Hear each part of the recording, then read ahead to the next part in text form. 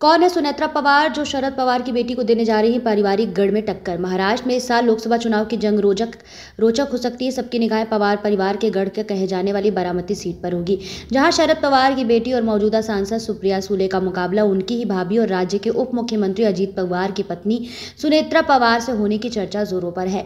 इन अटकलें और चर्चाओं को खुद अजीत पवार ने हवा दी है। शुक्रवार को बारामती में अजीत पवार ने बिना किसी का नाम लिए अपने मतदाताओं से भावुक अपील की कि अगले आम चुनाव में बारामती लोकसभा सीट से ऐसे उम्मीदवार को चुने जो पहली बार चुनौती मैदान में उतरा हो, लेकिन वह अनुभवी लोगों से घिरा रहा हो।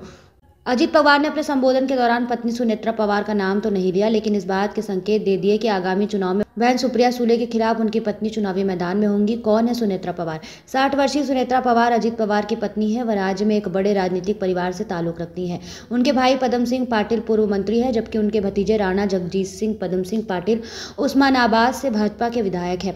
अजीत पवार और सुनेत्रा पवार के 2 बेटे हैं, जय और पार्थ पवार। जय पारिवारिक बिजनेस संभालते हैं, जबकि पार्थ राजनीति में है।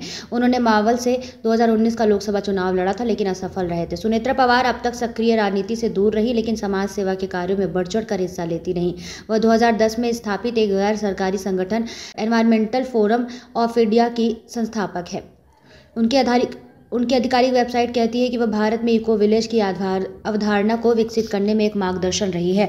वेबसाइट के मुताबिक वह स्वदेशी और प्रसिद्ध शैक्षणिक संस्थान विद्या प्रतिष्ठान की ट्रस्टी भी हैं। वेबसाइट के अनुसार सुनेत्रा पवार 2011 से ही फ्रांस की वर्ल्ड एंटरप्रेन्योरशिप फोरम की थिंक टैंक सदस्य रही है।